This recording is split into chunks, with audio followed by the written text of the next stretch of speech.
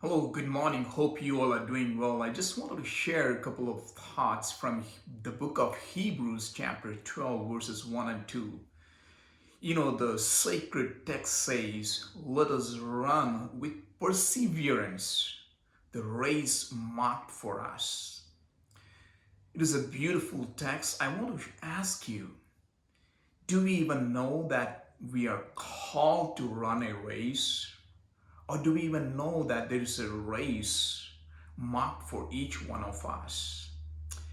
You know, the people before us, many of them did run this race well.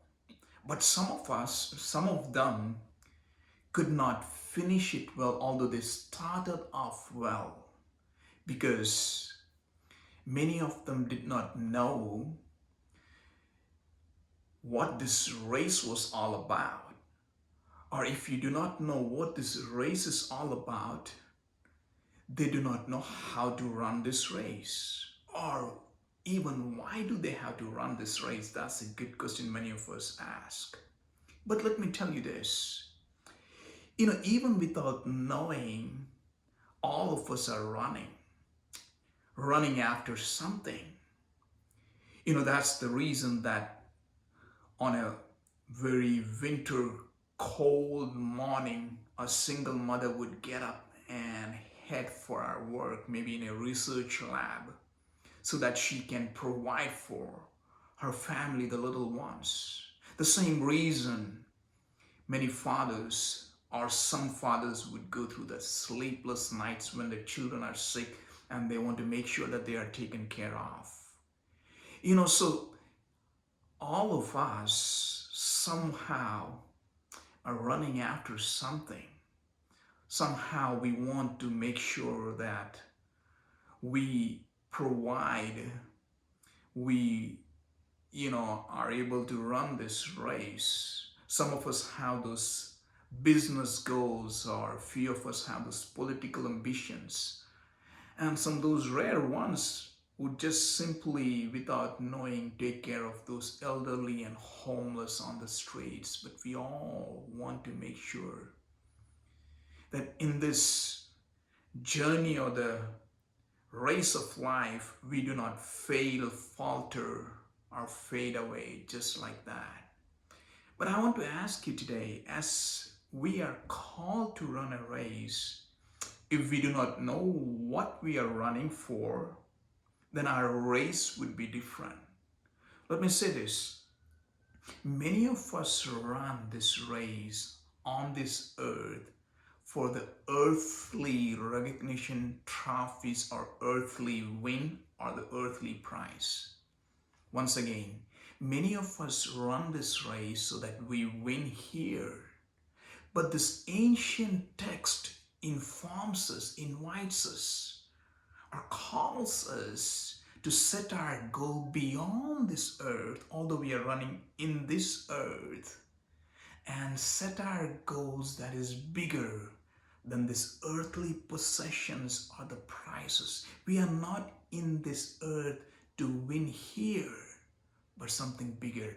So if you know that, we will run differently. Let me give you an example. If a child who is exceptionally gifted, brilliant in mind, with intelligence, and if he or she is capable of becoming a fine doctor, but if she or he stops studying after high school, well, that goal would not be achieved. Many of us would say that she didn't know what race or he was in. The same thing applies to each one of us. We run this race thinking that the goal or the prize has to be won here. As we look into the text, it says, set your eyes on Jesus, because he set his goal beyond this earthly prize or win. When people wanted to make him king, when people wanted to make him popular, or even the enemy wanted to come and test him, He knew his goals were set beyond. The scripture says the joy set before him invited or called him to endure the cross, the shame, and thus he was rewarded by sitting on the right side of God. Today, let me ask you, where is your goal set?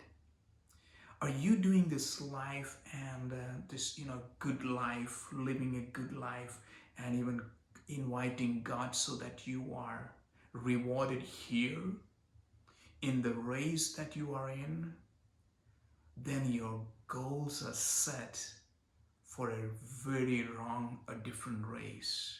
We are called or invited to run the race where our prize, or we are not going to win here, but for a greater prize. That's what the cloud of witness before us ran for. And that's why they were able to endure, persevere in midst of hardships, in midst of all kind of things that hindered them, the sin that easily entangles us. They were able to persevere beyond.